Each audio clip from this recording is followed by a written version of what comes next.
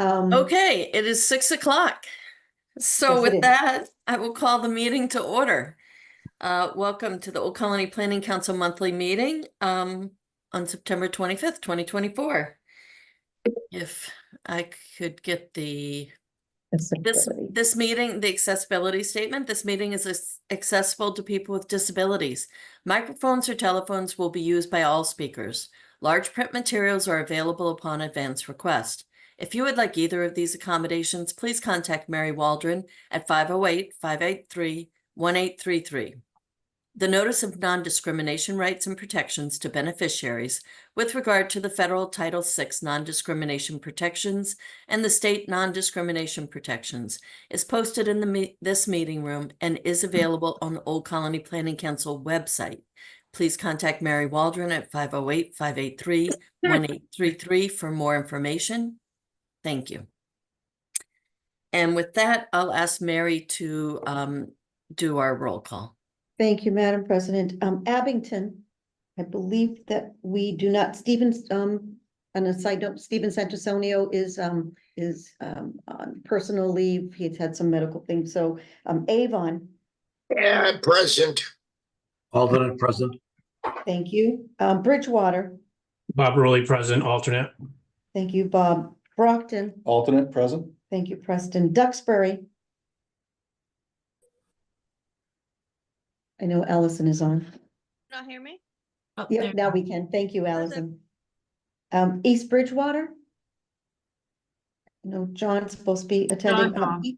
I'm present. Thank you, John. We can hear you. Thank you. Easton. Halifax. Hanover. Delegate present. Thank you, Rhonda. Hanson. Delegate present. Thank you, Tony. Kingston. I know Val's supposed to be joining us, so she may join us later. Pembroke. Alternate present. And Madam President. Plymouth, I believe Lee was not able to attend. Plimpton, we have a vacancy. Stoughton. West Bridgewater.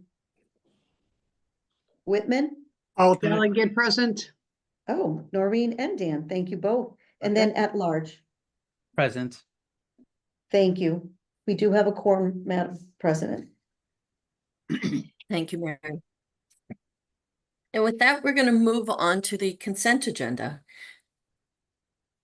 Are we going to take the moment of silence now? Let's do that since it's up. Thank you. Okay. Mary, do you want to say a couple words about Dan Crane? I do, and I appreciate the fact that given us just a minute here. Dan Crane, as you can see, he was from November of 29th of 1935 to August of this year. Dan served as the second executive director at Old Colony Planning Council. Charlie informed me that the first was the mayor at that time, prior to Dan. But Dan's legacy within Southeastern Mass to many of you who are now in your professions, guided many of the staff members, and particularly Charlie Kilmer and Bill, who worked closely with him. I happened to work with Dan when I was over at Brockton and in the mayor's office. So we would just like to have a moment of silence, and after the moment of silence, I'll have one more comment.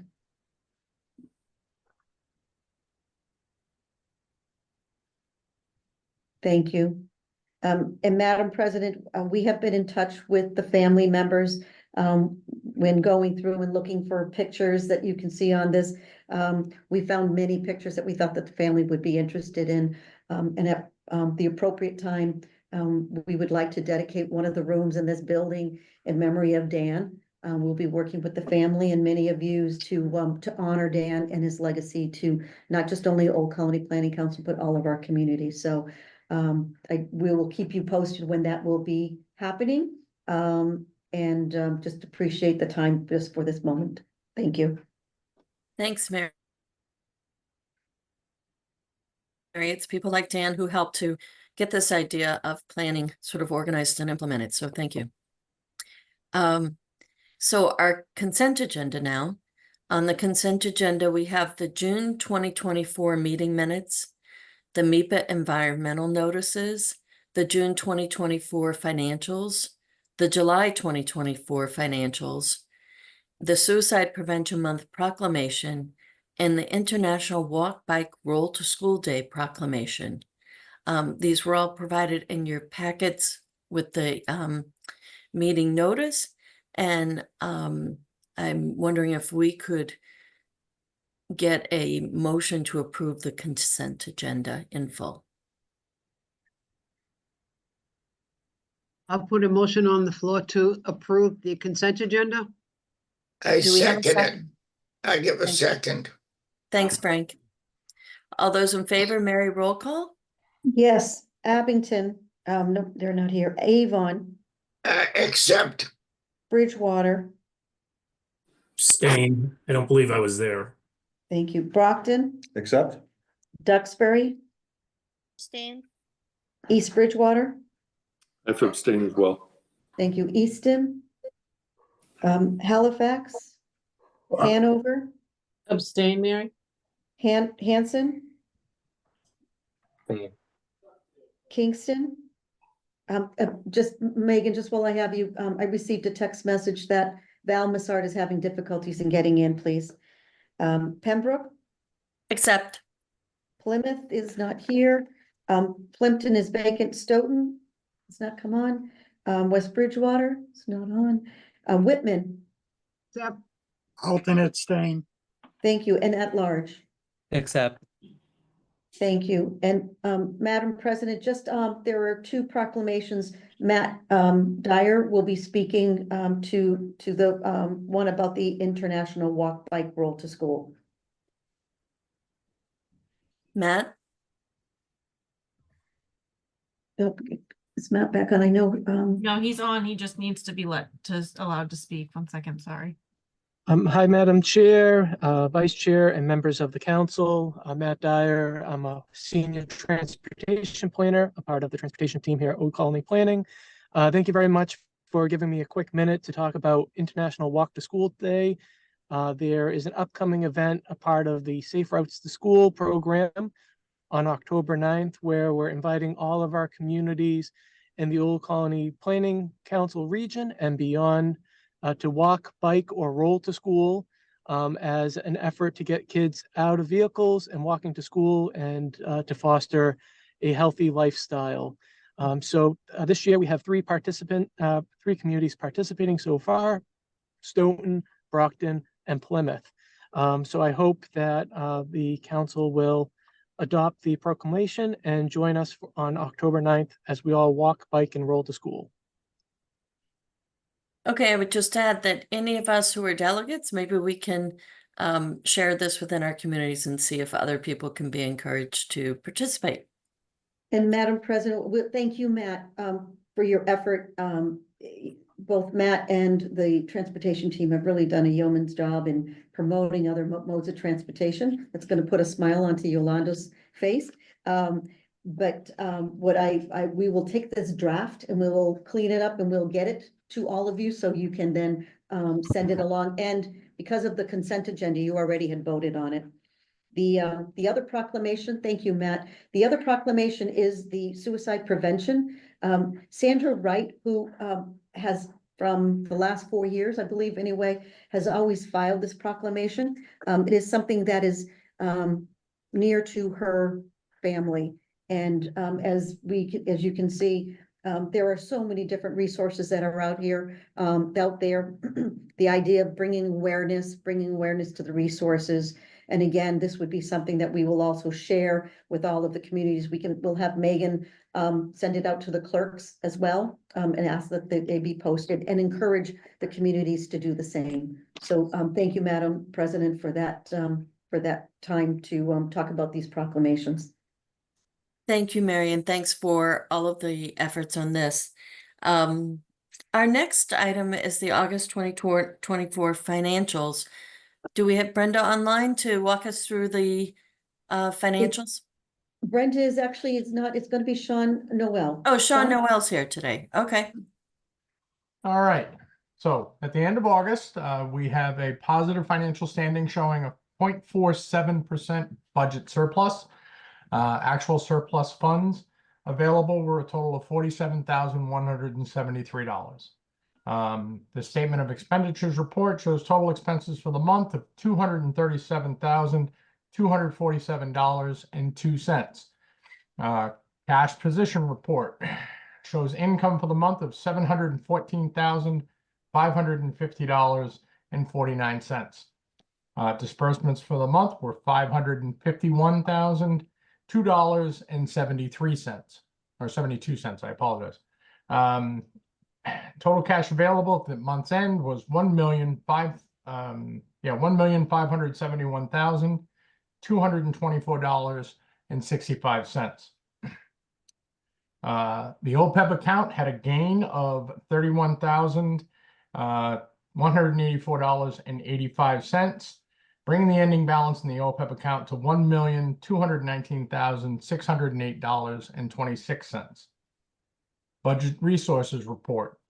Cash receipts being $714,550.49, brings the total year-to-date receipts to $1,025,994.55. AAA report. Outstanding balance for AAA pass-through programs was $979,708.74. Outstanding balance for AAA admin and ombudsman programs was $225,104.56. This brings the total balance for all AAA programs to $1,204,813.30. Voluntary transportation account beginning balance was $161,834.94. Restricted fund payments to volunteers were a total of $994.97. Donations into the account for the month of August were $348.32, bringing the ending balance to $161,188.29. ROM statement and activity. Balance at the beginning of the month was $162,212.24. Receipts were $8,350, bringing total receipts to $16,700. Expenses were $5,896.03, bringing total expenses to $19,465.36.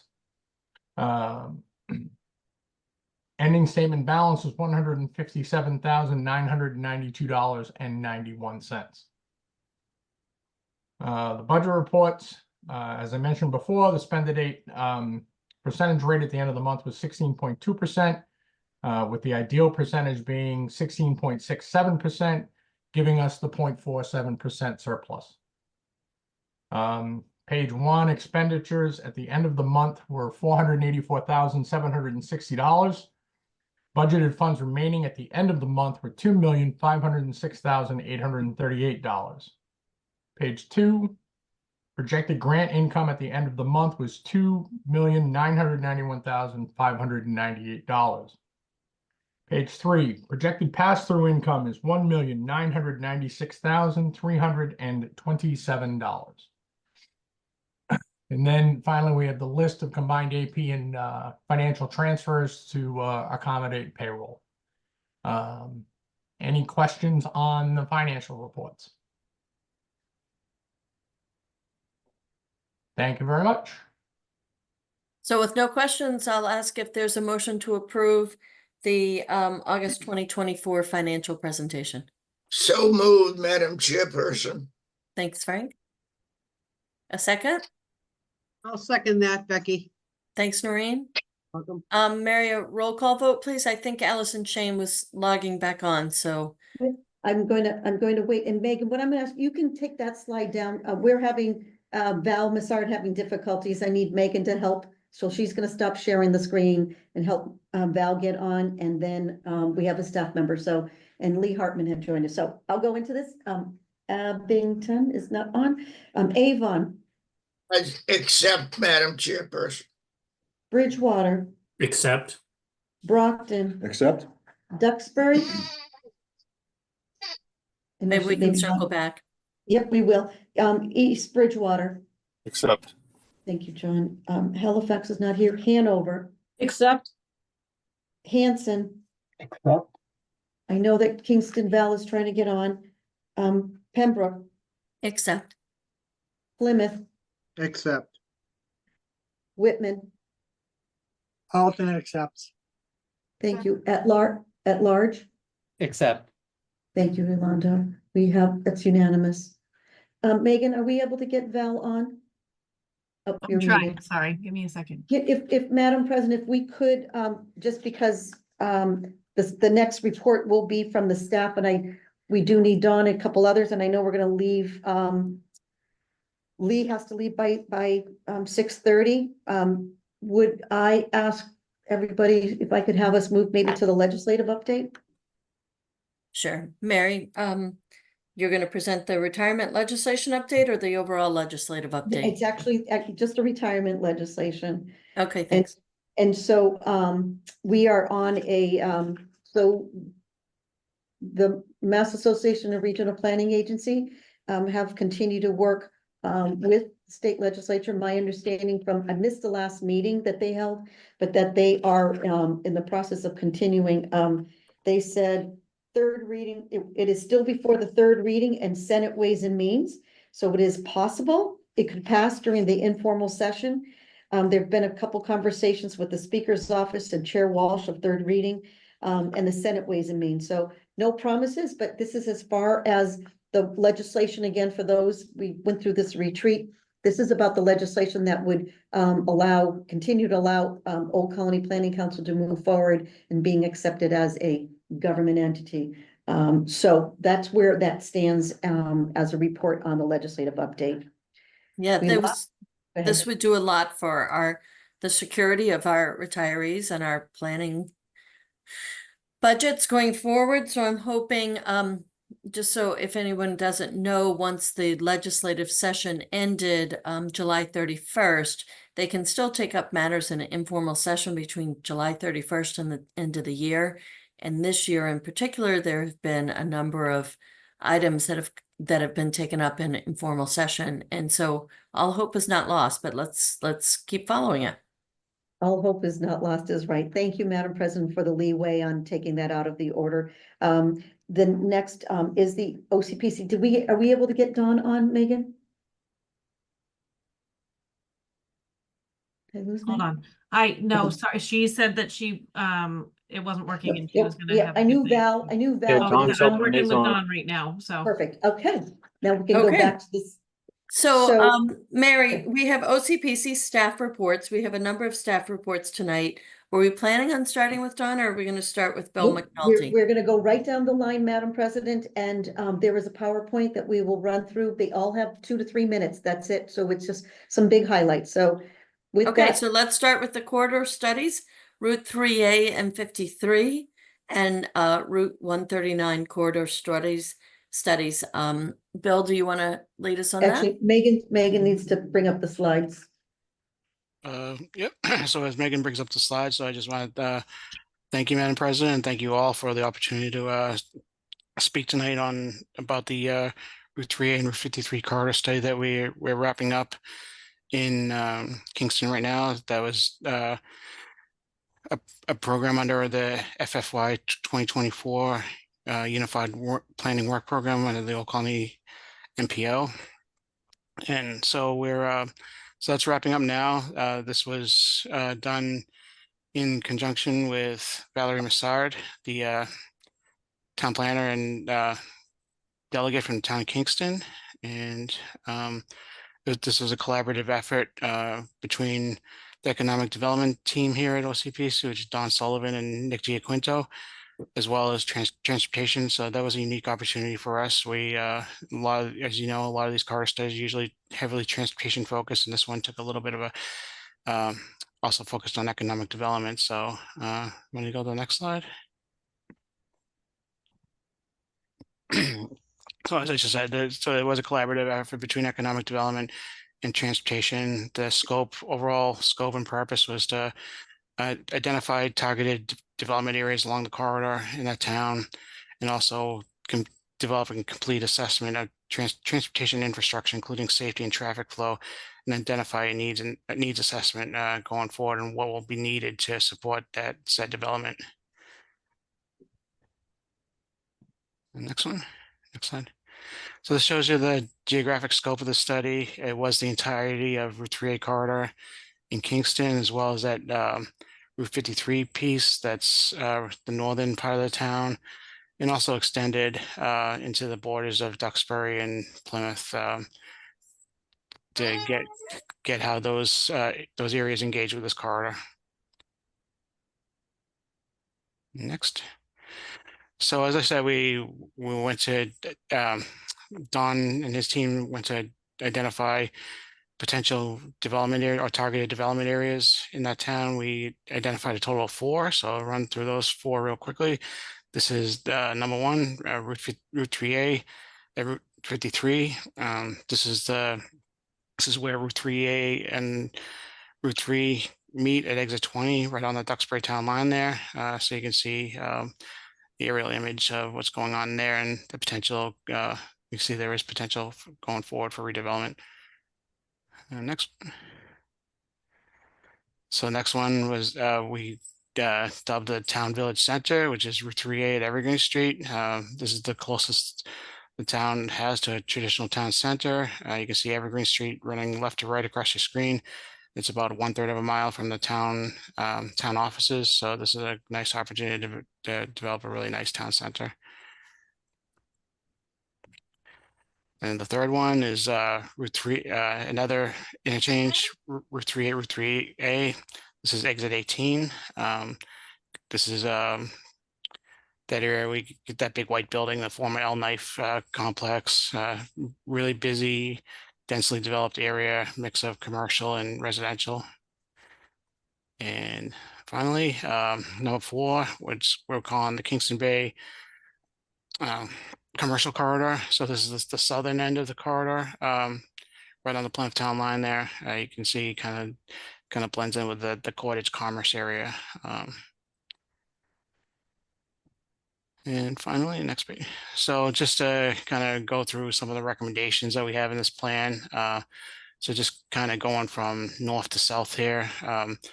Intersection improvements at the 3 intersections immediately adjacent to each other, Route 53 and Route 3A, as well as Route 53 at Tarkiln and Route 3A at Arcade Plaza.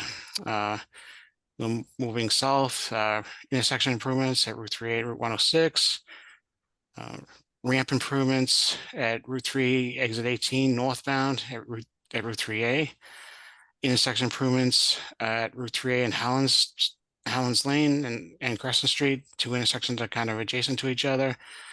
We're looking at pedestrian and bicycle improvements corridor wide. We're looking at drainage improvements along the entire corridor. Streetscaping in that town village area that I talked about, Route 3A at Evergreen Street, that would really foster that kind of town village feel to that area. And then finally, looking at the Plymouth commuter rail station, either reopening it, or if the state doesn't have any plans to reopen that, then look at alternatives for that right away, including the possibility of a rail trail there. So those are the main recommendations coming out of the study.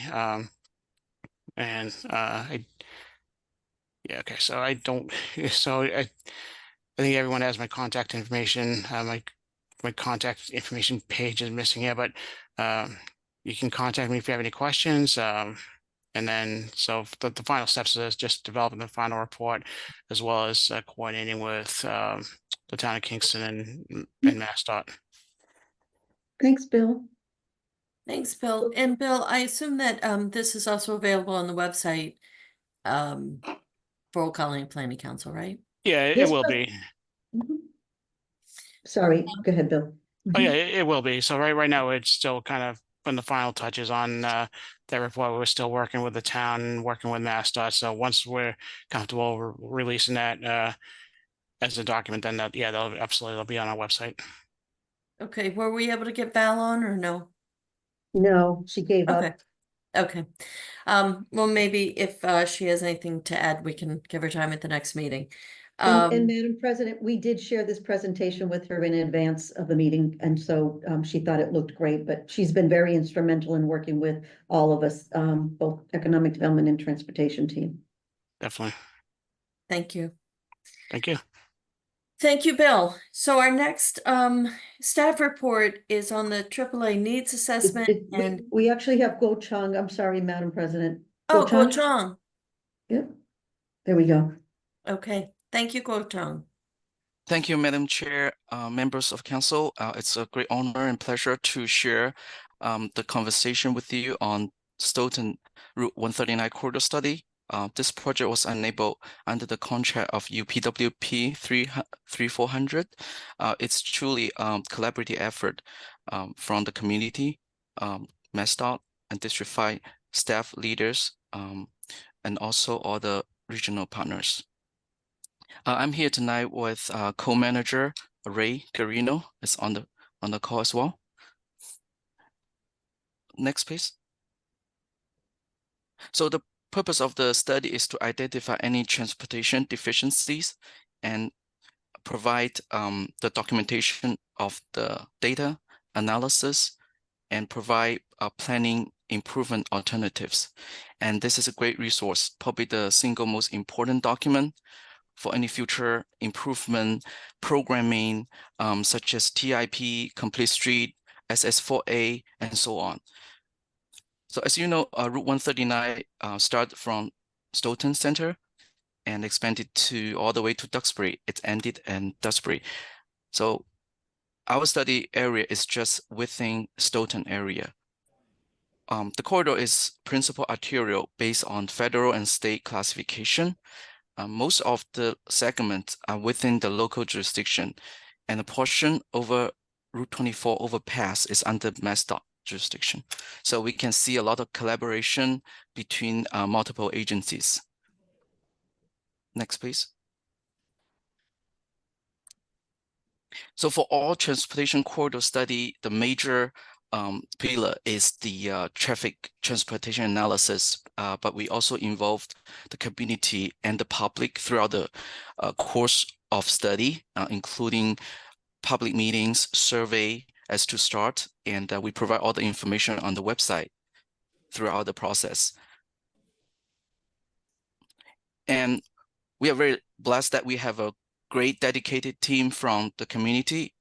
I have not finished the last one, I'm sorry. Remind me if I go too long. So we also have multiple meetings with the communities. We periodically reported to JTC and MPC. We receive very good feedbacks and questions. We also co-host a public meeting, a very successful public meeting with the community in July. Next, please. And so we have had a traffic data company to gather extensive data along the corridor, including the volume, classification, and speed. So to help our study analysis, we also developed in-house modeling, capacity, safety analysis were done within the year at major intersections and along the corridor. We also use replica, impact, and geodot database to help the analysis. Based on our collected data, we don't feel safe system for all users is fully developed. And as you can see on the slide, it's a little bit busy, I apologize. So it's basically tell the story that confirm to the discussions and the feedbacks from the public and the communities. The corridor travel very diversified land use area, including wetlands, some conservation lands, forest, and residential and warehouse area. So as you can see, the pedestrian and bicycling activity is noted along the corridor, and there's been very high heavy vehicle usage, especially north to Page Street, as it leading to several large warehouse area, industrial area. Next, please. Apologize again. This is a busy slides, and it's really divided into two portions. One is the corridor-wide recommendation, and one is the intersection wide improvement consideration. So I just want to re-echo that from the community discussion and the public, and the most we have been discussed is the speeding issues along Route 139. So we are hoping that the speed regulation, could be enforced along the corridor, entire corridor. And secondly, is enhancing the bicycling and walking safety and mobility. So in order to do that, we propose detailed recommendation in the probably over 50 pages report, including constructing and improving continuity of the sidewalks, provide bicycle lanes, signage, sidewalks when warranted, also connecting any potential bicycle regional network for bicycling and walking. And last but not least is also improve the crossing safety along Route 139. We have identified a very limited number of crossings for crossing Route 139. Okay, and we are very blessed that we are working with the community. They already have a lot of leadership and initiatives for improving intersections such as Lincoln Street, Pine Street. They are leading with the consultant. And another project at Turnpike, it's over 40 million project, as you all know. Is the settlement issue, the phenomenon of peat issue. It's north of Turnpike Street, about 1,000 feet in length. As we speak, MassDOT have already had a discussion through email with us. The project at Technology Center Drive location has recently been listed as the top 200 crash cluster location. So this is another initiative is new to the project. And Guo-Chang, we need to move a little bit. Sorry, we have other presentations, but Okay, how many got more it. slides? Thank you. Just one more. So this is a continuous planning effort, and all the details will be documented in the report, and we also provide any funding resources and the general cost category. So we already sent the draft report for review to all our stakeholders and partners. So we plan to publish the final report next month. So I'm happy to answer any question. I'm sorry it take too long.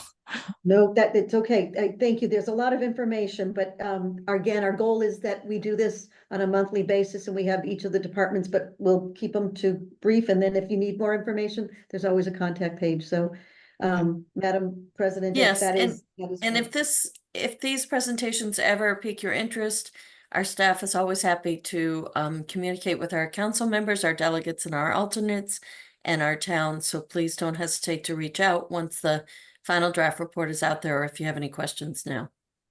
So we'll move on to the next, which is the commercial and industrial site inventory project.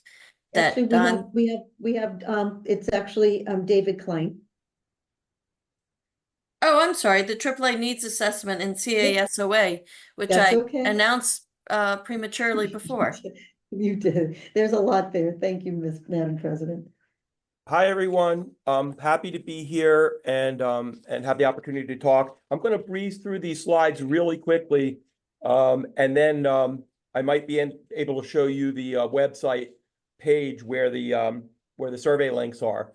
This first slide is just showing that we're having two needs assessments done. The one on the left is from the Executive Office of Elder Affairs, and the one on the right is called the Community Assessment Survey for Older Adults.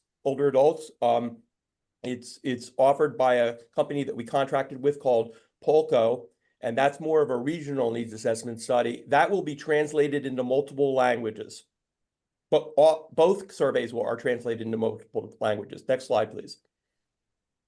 So a little bit more about the community assessment for survey for older adults. It's for ages 50 and up, and it's broad categories of things that affect older adults, like housing, mobility, physical and mental health, and accessibility. But I think the results of this survey are going to be great for us if we can get adequate participation. Next slide, please. And the other survey was mentioned previously, is a statewide survey from the Executive Office of Elder Affairs. We don't have a choice about doing this survey. They are the state agency on aging, and they've told us that we have to do their version of it too. Which it's a pretty good survey. It's much shorter than the other one, but we think it'll be effective. This one is for age 60 plus, and there's also a separate link for caregivers of any age. And Megan, I don't know if you can, but if you can bring up the webpage, I'd love to talk to that.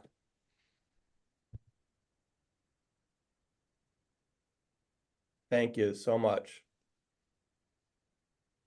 While we're waiting for this, I just want to put in a plug that as we get these surveys, again, delegates, we sometimes wonder what our role is with such wonderful staff here. And part of our role is linking the towns to this information and making sure that people are engaged in these surveys. Thank you, Becky. Thank you very much. And thank you, everyone. Okay, Megan, if you could do what you did before and just scroll up just a bit. Scroll down just a bit, I'm sorry. So this is where the two surveys reside. It's the oldcolonyplanning.org/AAA-surveys is the link. We'll get that out to you. Megan can put it in the chat, or we'll email it out as well. But this is hot off the presses. It was put on our website today by Elise, and she, with some feedback from Megan, did a great job. It's showing the Community Assessment Survey for Older Adults, or as we call it, the CASOA, on the left side. And that link there in gray where it says take the survey, that's where you take the survey if you want it in English. But what you'll notice below is that there's links, hypertext links for other languages too. And we made quite an effort. Megan and Mary suggested that we go above and beyond that. And we added 3 languages which were not previously available, which was Portuguese, Haitian Creole, and Cape Verdean Creole for people in our area. So if you were to click on one of those links, it would pull up the survey in the other language. Megan, do you just want to click on one of those languages, any of them?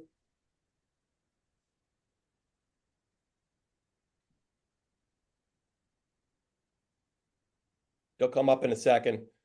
So there you have it. If you're going down, you see that it's in Spanish, and then you can be in Chinese, and there's a drop down menu. So it's really, this is a longer survey than the other one, but it should be very easy to take because we've got all these different languages, and hopefully that will be appreciated. Does anybody have any questions about the purpose of the surveys? Why we're doing them? It's as Mary likes to say, and it's true, this is a once every 4 years event.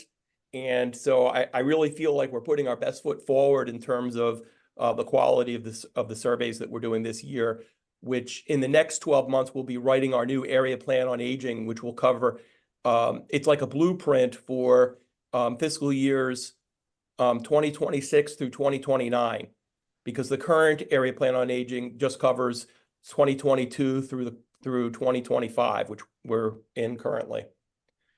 That's all I have, Mary. I don't know if I stayed within 3 minutes, but I did my best. You did it. You did a great job on that, but thank you.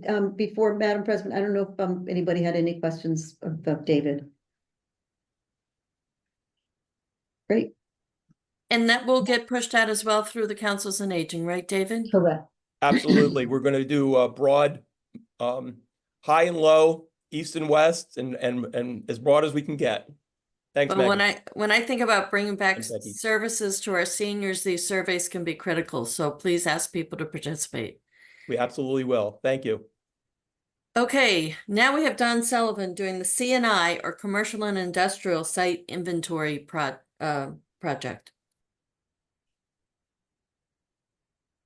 Are you on, Don? He's on, but something tells me that his audio isn't working. Who's that? Don Sullivan, but,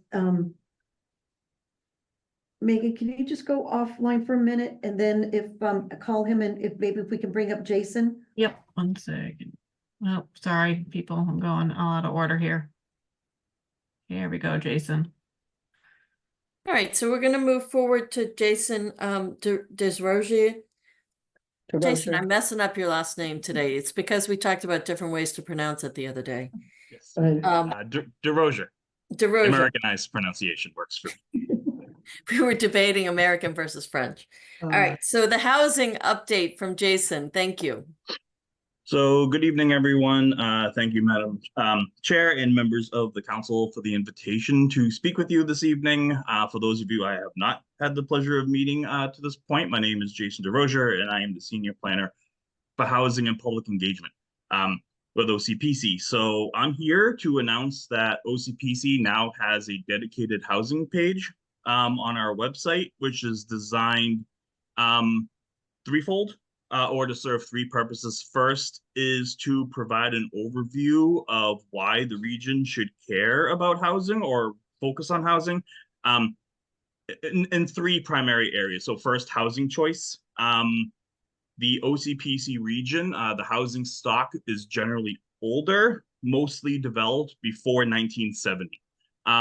Those generally tend to be detached single-family homes, which generally tend to run more expensive than sort of rental housing in generally. And so really to highlight the reasons why we should have more opportunities for housing in the region, both for home ownership and rental. Second is housing cost burden, and really highlight sort of the stories and the data to show how cost burden is impacting people's ability to establish roots and thrive in the region. And then lastly, aging in the community, providing housing opportunities for people to not only establish roots in the community, raise families, but also age in community and sort of have housing that sort of serves as a pipeline for people to sort of stay in the community long term, that once they get older, they don't have to move out to find housing that's far away from social networks, supports, and services and amenities that they rely on to remain vibrant and thrive. Next slide, please. Oh, that's the description. So we're going to go. So first is why the region should care about housing. Second is OCPC housing services and supports, and really highlight the ways that OCPC can help municipalities with housing. So first is supporting with housing production plans. Second is zoning. I've spent a little time over the last couple of months helping communities understand the recently passed ADU zoning sort of legislation that was part of the Affordable Homes Act. And helping communities with outreach and engagement. So this would include supporting the town of Halifax with their MBTA communities zoning bylaw and doing a town forum and other sort of community-related outreach and education events. And then lastly is a tool page for toolkits and resources, links to other pages, whether it's state agencies or national agencies around housing, links to housing production plans that are community specific, community profiles, and so forth. And then lastly, just wanted to provide a quick update on MBTA communities. So across the state, 77 out of the 177 communities have complied to date with MBTA communities. So more communities are complying more often than not. Within the OCPC region, 7 out of the 17 communities have complied up to this point. 7 have to come into compliance by the end of the year, December 31st. 2 don't have to comply until the end of 2025. That's West Bridgewater and Plimpton. And then 1 is exempt from MBTA communities, and that is Avon. That's it for me. That's a lot. And Don, are we able to get done?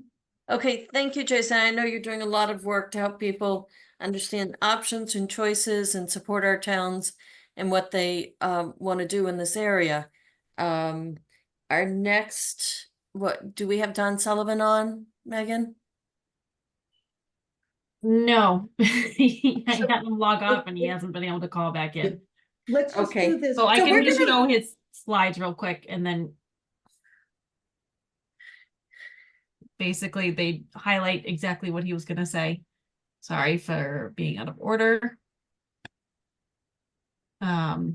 So if I could take this from here, Megan, Yep. so within the EDA, this was a funding that Old Colony Planning Council was awarded with Dawn's leadership. And as you can see that it's $150,000 cost. It's a 1-year time frame for getting it done. Both Dawn and Nick, and I believe there might be Andrew and Paul that might be part of this. Just in terms of identifying commercial and industrial areas. What this will do is once these are identified within the region, then these are areas that we will focus other EDA funding. So none of this happens without the town's involvement and engagement. So we will, Dawn and Nick and other staff will be continuing to work with all of you in the communities. Again, this is designed to create inventory of underutilized or vacant commercial property. And then these are the highlights in terms of what the tasks are going to be done. Rather than kind of going through the bullet points, this is, it is highlighted in the staff report as well. I don't want to undersell what they're doing because probably this department has grown, not just only from 1 step to 2, but it has grown just in terms of the amount of funding, very much like the other departments, you know, going back to the housing that Jason had highlighted, we've never really had a focus like we have had with Jason's expertise and the comprehensive planning team. So I think that's really will be it. And I just encourage all of you, there is a staff report, detailed, much more detailed, and you know how to get a hold of all of us. So thank you. And I do want to make a little plug here. When people think about these studies and these reports, I think sometimes people wonder about why, right? Why we're gathering all of this data. But when you look at what Don and Nick are doing for the region in terms of supporting economic development agency grant funding, that could really bring some revitalization to parts of our communities. It's important that you start with the data so that then you can make that point to other people that this is what we need and this is why. So I'm very grateful for the work being done and for the grant they got to do this sort of base level work so that we can move to even greater opportunities in our region.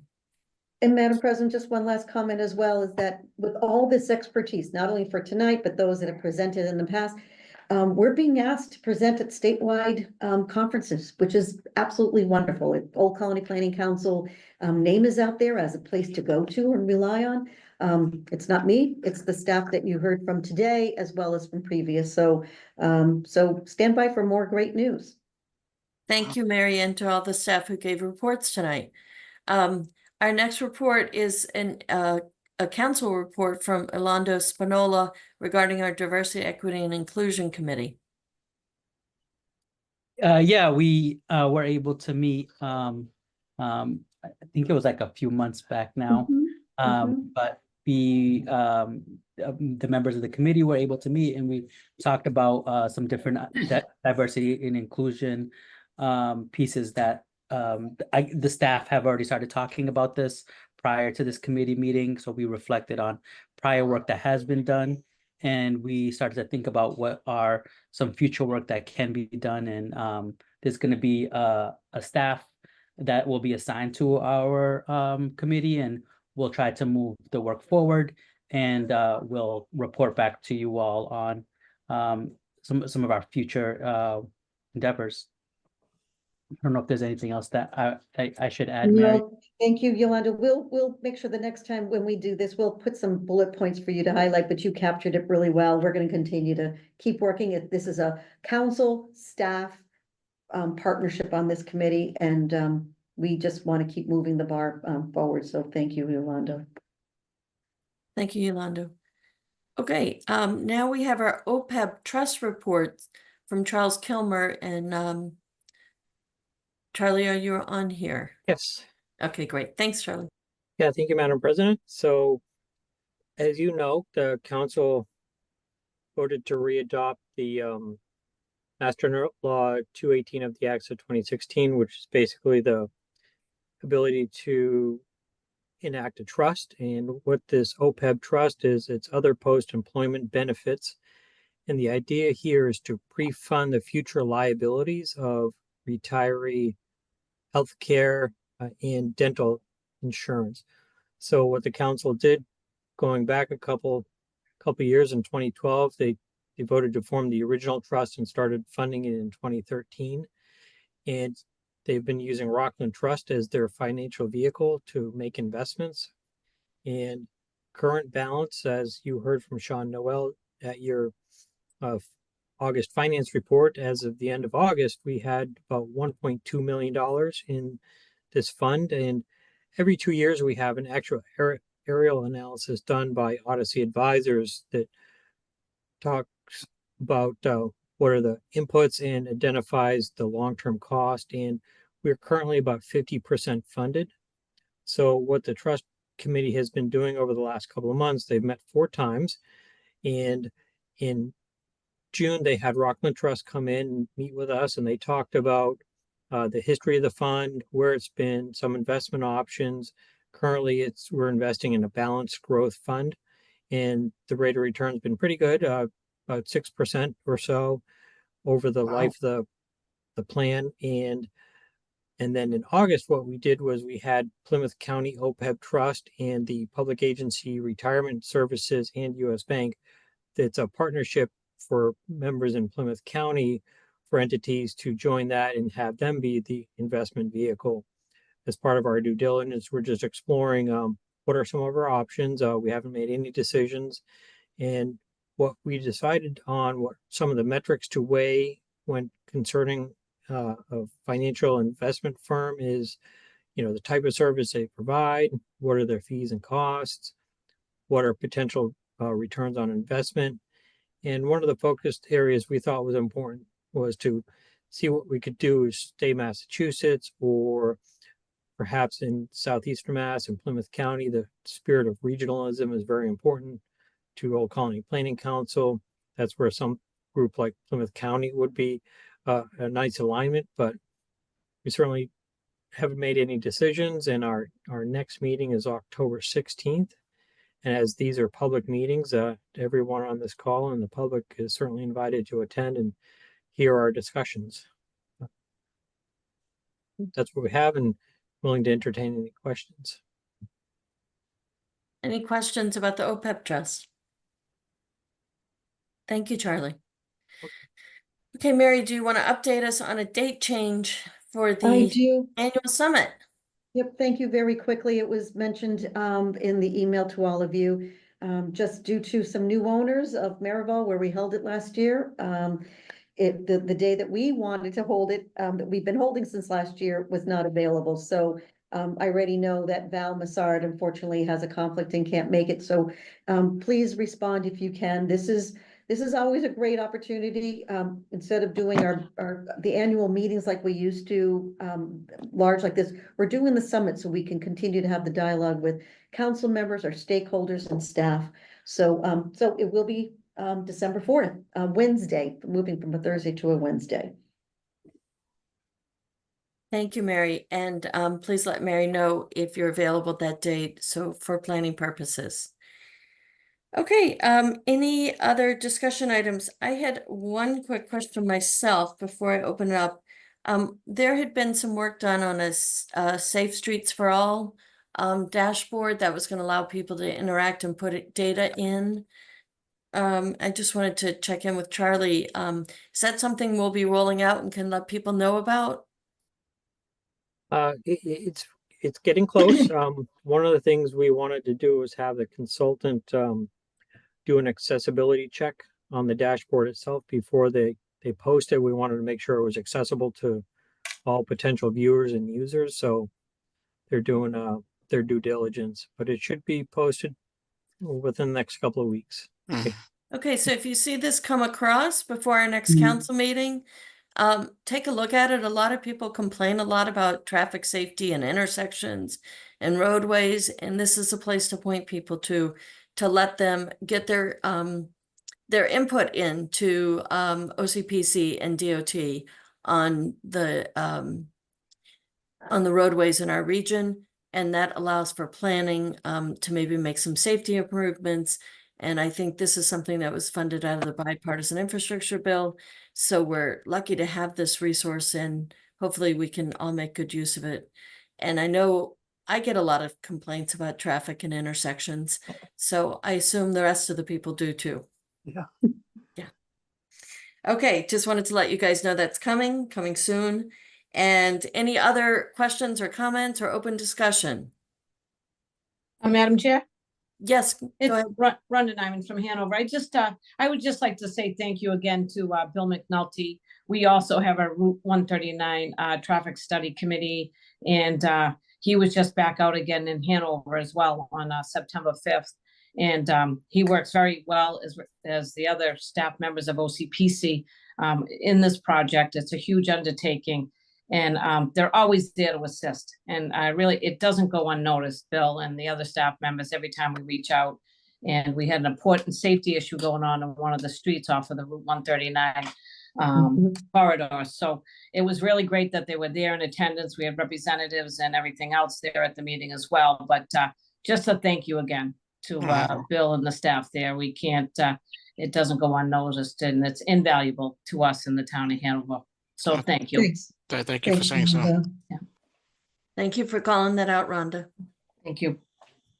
Becky, can I say something real quick? Sure, Alicia, go ahead. Wanted to thank Jason because he answered some great questions for me, made me look like a superstar today for questions on ADUs. He knows a lot and gave me really great answers. And thank you so much for being my backup and giving me the answers I was looking for. Thanks, Alicia. We have some amazing resources here. They really are. And I again, as Jason had talked about, but that the webinar will be posted, and please share that widely. It is so informative, and it's again possibly the first of others to come, but we're going to be looking for funding to help support all this work as well. Yolanda, I think Yolanda, you were going to announce something? Yeah, Madam Chair. I just wanted to let folks know that the Hilly Driscoll administration just awarded $12.4 million of grants to support towns and cities across Massachusetts to improve roadway safety. So check out the link that I put in the chat, and you can look at your own municipality and see how much your municipality is receiving from this grant to try to improve things. In my day job, I work for Walk Massachusetts, and we will be collaborating with OCPC on some projects in Brockton, thanks to this funding that's coming down the pipeline. Great, I'm gonna go look at the link. Thank you, Yolanda. And, Okay. and lastly, Madam President, if I just want to, just because we skipped over it for the sake of time, but in your packet, we did have an office retreat. We talked about our goals for each of the department. We talked about goals for the organization. Please take a look at those. Again, part was in office, and the other part we did laser tag. And I think I forgot who was the winner of laser tag, but I think it was Lori Muncie or Kyle Mowat. But again, it was camaraderie, it was teamwork, all pulling in the same direction. And you as council members, because of your support, you allow us to do those things that are just as important for us to, we work hard. There are days that this group may want to just every time they see me come and go run the other way, but they don't. And there is, we push each other hard, and we push ourselves, but it was a time for us to get together. So just wanted to give you, please take a look at those outcomes, and we'll be reporting further about that. The blue team Mary. won, which Megan was on. Wait, what? Which one won?